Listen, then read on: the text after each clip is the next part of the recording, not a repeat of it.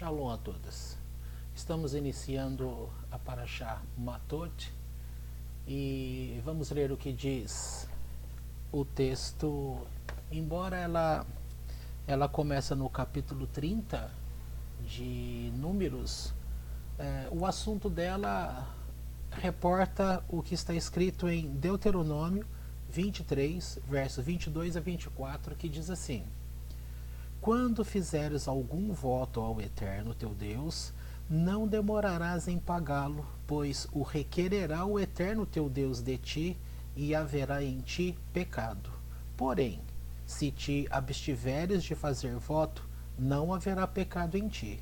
O que sair dos teus lábios guardarás e o farás, assim como prometeste ao Eterno teu Deus, trazendo a oferta voluntária conforme o declaraste pela tua boca.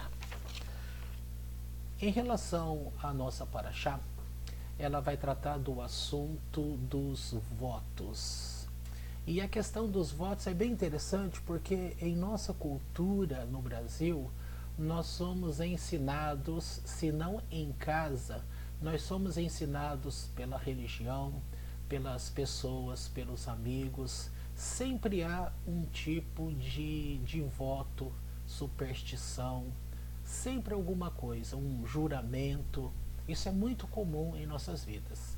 A questão que podemos perguntar é o seguinte: nós não somos mais cristãos, somos aqueles que receberam o Eterno como Deus, o Eterno, o Deus dos judeus. Nós estamos atrelados ao povo judeu pela Torá. Nós não seguimos mais o Novo Testamento dos cristãos. A nossa norma de conduta é a Torá, naqueles mandamentos que dizem respeito a Bnei Noach, 7 mandamentos que é para todas as nações. Por isso temos chamado o lugar que congregamos como Or Lechaim, Or Legoim. E o que significa Or Legoim? Luz para as nações. De fato, nós precisamos nos tornarmos luz para as nações. E a luz, ela tem que brilhar primeiro em nós. Quando nós fazemos com que a luz do Eterno, na verdade, ela desça, ela flua dos altos, tá? E desça e comece a iluminar a nós mesmos em primeiro lugar. Desta forma, nós estaremos sarando a nós mesmos para, através inclusive do exemplo, levar cura às pessoas, levar luz às pessoas. Mas veja bem, o texto começa dizendo que Moisés falou o mandamento do Eterno aos chefes das famílias, aos líderes. A Torá informa que isso implica que Moisés está dando valor aos líderes de famílias. Por que diz que ele está dando valor? Porque a metodologia que foi ensinada desde o começo para Moisés ensinar ao povo ficou em que ele recebia do Eterno, tá? O que ele recebeu do Eterno no Monte Sinai, o que ele recebeu, ele passou em primeiro lugar a Arão, seu irmão. Uma vez que Arão ouviu, mandava chamar, Arão ia para o lado de Moisés e chamava os filhos dele, no caso, os 2 filhos, Elazar e Itamar. Bom, uma vez que ensinava Elazar e Itamar, era chamado as demais lideranças, tá? Depois, o que ocorria era ensinado a todo o povo, tá bom? Então, uma forma que está dizendo aí que Moisés ensinou a estes líderes de família, ensinou o quê? Ensinou o mandamento que o Eterno está tratando nesta porção, que é sobre votos. Mas a forma de votos no judaísmo é uma coisa muito ligada àquilo que é deles, é para eles. Por quê? Porque a Torá, ela possui 613 mandamentos dados ao povo judeu. E nós, como seguidores, como Bnei Noach, estamos ligados ao Eterno pela Torá dada aos judeus, Nós não temos de cumprir 613 mandamentos, senão os 7 mandamentos e seus desdobramentos em relação como nações, as demais nações. Portanto, algumas coisas aqui, ela talvez não vá se aplicar diretamente a nós. Aqui precisa tomarmos cuidado. Mas, por outro lado, como vivemos numa nação idólatra como o Brasil, cheia de superstições, e nós somos levados a cumprir um monte de coisas que é bom a gente atentar para este ensino da Paraxá atual, Matot. Então, vejamos, o que há de diferente aqui? Aqui vai dizer da filha menor. Veja só, para nós, aqui no Brasil, o que é uma filha menor? O que é uma criança menor? Menor de idade para nós é abaixo de 18 anos, não é verdade? Em termos trabalhista, menor é a partir de 16 anos. Tá? A criança, entre aspas, criança, né, de 14 a 16 anos, pode trabalhar como introdução de um ofício. Tá? Dos 16 aos 18 anos e por aí vai. Bom, mas para nós, em termos de conhecimento sobre o que é menor de idade para nós, a lei no Brasil, por exemplo, que menos de 14 anos é considerado menor, por exemplo, crimes de pedofilia, por exemplo. Mas a questão aqui que eu quero dizer é o seguinte, que a confusão que nós vamos ter em nossa mente é em relação ao conteúdo desta palavra menor, adolescente. Ora, se você olhar pela ótica da psicologia, quem é adolescente hoje? Em princípio, você acha que adolescente é o jovem que mora na casa de seu pai. Tá? Mas ele tem 30 anos, 40 anos de idade. Nesse contexto, ainda vai ser considerado jovem, porque ele não assumiu a sua responsabilidade ainda. Mas vamos voltar ao texto, para você aprender o que significa esse conteúdo. Quem é a moça menor na casa do pai? Então você tem a criança até os 11 anos de idade. A criança até 11 anos de idade, o voto que ela faz não deve ser considerado, em princípio. Tá? Mas com 11 anos e um dia, com 11 anos completos, mais um dia de vida, esta menina fazendo um voto, então ela deve ser investigada para poder entender o que ela pensou, o que ela quis com aquele voto, o que ela está trazendo de peso a ela. Se for considerado realmente que ela não estava muito consciente das implicações que viriam com aquele voto, então esse voto precisa ser cancelado, tá? Nós estamos falando já de uma criança com 11 anos e um dia, tá? Porque antes de 11 anos, até 11 anos, ele não é considerado. Então, 11 anos e um dia deve-se investigar para poder trazer atribuições, a consciência, e aí dentro do mesmo dia, do nascer do sol ao pôr do sol, naquele dia ela poderá então fazer o cancelamento e ela terá o perdão da parte de Deus. Ok? Entendido essa parte? Pois bem, agora com 11 anos até 12 anos e meio,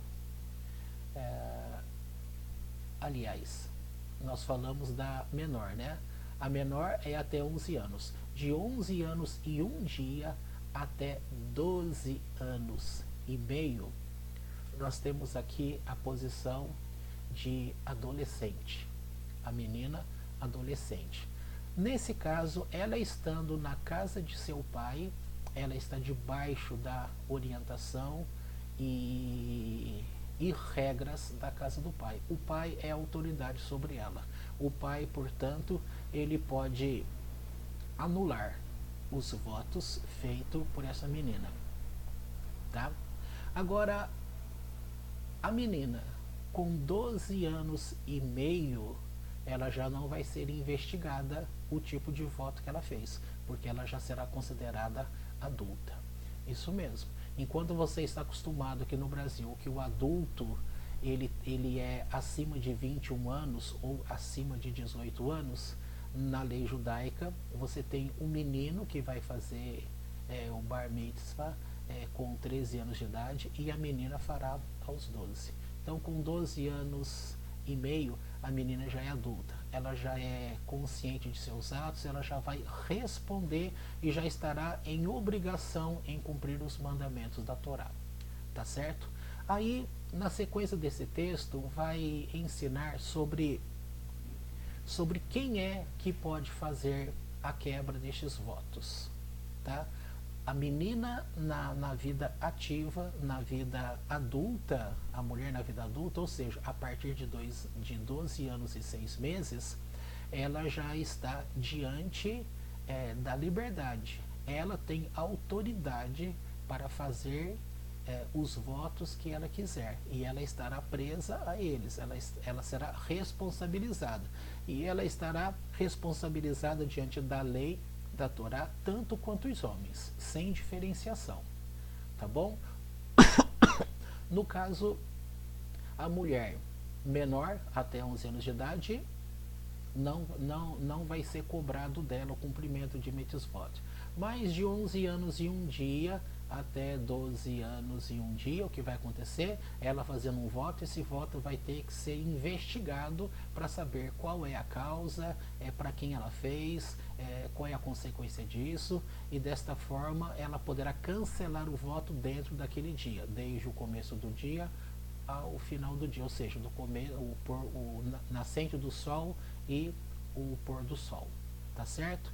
Bom, agora se essa mulher já está adulta, ou seja, a partir de 12 anos e 6 meses, ela é responsável pelo voto que ela fizer, não mais o seu pai, tá? Mas se ela for casada, então, se ela for solteira, no caso que nós já falamos, o pai tem autoridade sobre ela. Se ela for casada, o marido tem autoridade sobre ela, tá?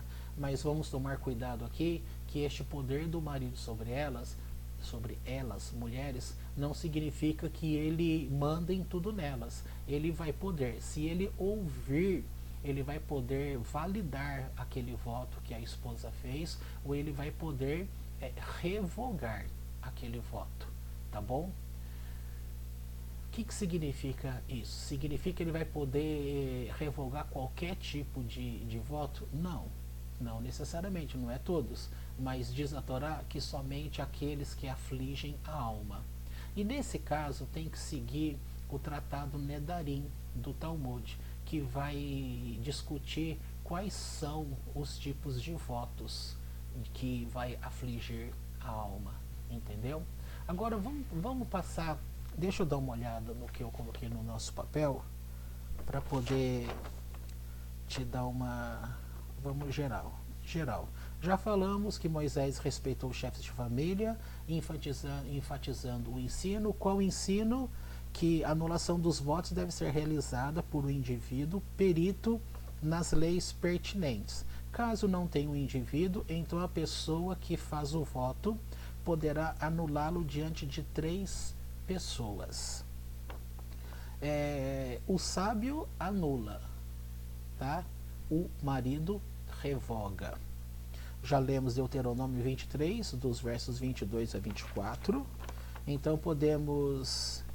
já falamos que a Torá possui os 613 mandamentos para regular a conduta das pessoas, e de uma forma geral a Torá ela não pede que você faça voto. Essa questão de ficar aí, essa questão de pedir prova a Deus e ficar votando ao Eterno, é melhor que você não vote, porque se você não votar, não haverá pecado em ti. Mas se você fizer um voto e não cumprir, haverá pecado em ti, porque o teu Deus, ele vai cobrar de você. Além de que você vai ficar aprisionado diante de tantas coisas do emocional quanto das forças espirituais. É uma coisa bastante complicada aqui. Já falamos chefe de famílias, Já dissemos que a Torá reconhece o direito do esposo de vetar os votos que considere negativos.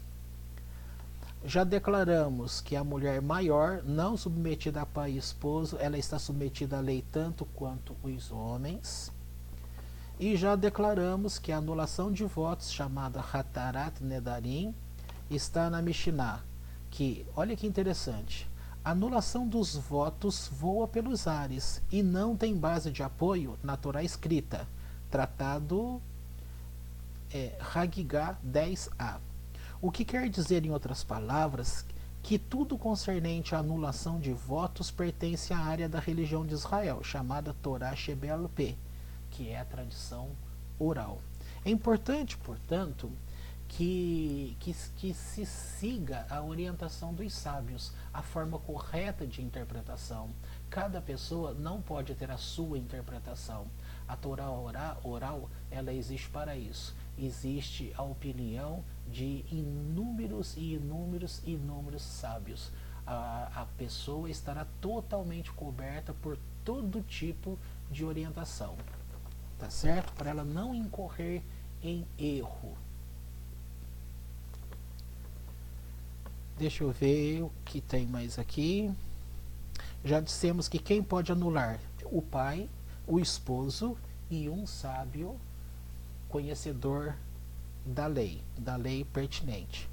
Já declaramos que Kataná é a moça menor abaixo de 11 anos e um dia, tá? Aliás, abaixo de 11 anos. Com 11 anos e um dia, deve-se investigar. Adolescente é 11 anos até 12 anos e meio. 12 anos e um dia não vai ser preciso investigar. Tá? E a vida adulta, 12 anos e meio em diante.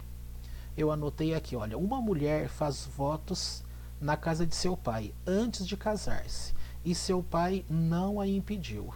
O marido, sem saber os votos que pesam sobre ela, terá a faculdade de convalidá-los ou anulá-los. Isso segundo Ibn Ezra e Rashbam. Tá certo? Agora, vamos ver um exemplo. O famoso Rabi Akiva, quando ele ainda era um servidor na casa do grande fazendeiro, ele quando recebeu o convite de casamento da filha de seu senhor, de seu patrão, Shavua Kalva, Raquel, esta mulher, disse para ele que ele tinha tudo para ser um grande homem estudante de Torá, um grande sábio. Ele em si não acreditava, tudo isso você já sabe. Quando esta menina foi falar com o pai a respeito desse desejo de casar-se com este homem que seria um futuro sábio, o pai dela não enxergou assim, e ele disse que se ela fizesse desta forma, ela não teria direito à herança de forma alguma. Eles não se importaram com a herança, casaram-se e não tiveram dinheiro que ela tinha por herança, porque o pai era muito rico. Passado os 24 anos que Akiva ficou fora de casa estudando, ele voltou até aquele vilarejo onde ele próprio morava, e ele já estava como um homem sábio, muito reconhecido, com seus 24.000 alunos. Então, quando ele ali estava, o seu sogro, que não sabia que era o seu genro, que era o sábio, pediu uma audiência. E nessa audiência ele foi conversar, e ele então disse que ele estava muito arrependido daquilo que ele havia feito com a filha. E aí o Akiva perguntou para ele: mas se você soubesse que o marido dela fosse estudar Torá, e começou a explicar. Aí o homem disse: se eu tivesse a certeza que ele estudaria a Torá, por um dia eu não teria feito este voto. Então o Akiva, aqui na posição de sábio, ele pôde cancelar o voto, o erro, a praga que o pai havia lançado sobre sua filha. Ele disse assim: então eu perdoo você, eu absolvo você deste juramento, porque eu sou Akiva, o seu genro. Tá? No passado, um amigo que muitos conhecem, um amigo meu em particular, o pai dele havia comentado comigo que, que ele estava cansado e estava sofrendo muito por ver o filho, o filho bebendo, né? E como que essa história é para ilustrar isso que nós estamos falando em relação a você não ter noção do desdobramento, tá? Lembrei. O menino estava saindo de final de semana, estava bebendo bebida alcoólica, né? E isso estava fazendo muito mal ao pai. O pai, então, naquele momento que não pensa nas consequências, ele, como bom português, ele era fascinado pelo vinho do Porto, né? E então ele fez um voto, um juramento, sem ligado a religião nenhuma, embora ele fosse católico, mas ele não fez ligação com religiosidade alguma. Ele simplesmente fez um juramento a Deus que se para Deus operar uma transformação no filho dele, ele não tomaria mais aquilo que era tão importante para ele, que era o vinho. Ele não beberia mais aquela dose pequena de vinho. Só que com o tempo, aquilo foi fazendo um grande mal, porque tirando aquele prazer dele, muitas coisas de tristeza vieram a ele. Mas ele, por outro lado, não podia voltar atrás porque ele tinha medo que o filho voltaria a beber, tá? E então, conhecendo uma coisa e outra, a gente pôde orientar aquele senhor que o voto dele estaria, portanto, quebrado. Principalmente quando você toma por consciência o filho, tá? E assim há muitos relatos, se você procurar dentro da literatura judaica, tem muitos exemplos aí de rabinos contando fatos, como há votos assim chamados, que há consequências e traz sofrimentos para muitas pessoas. Se você ler, por exemplo, o Pequeno Midrash, eu tenho certeza que nessa porção haverá ilustrações boas ali.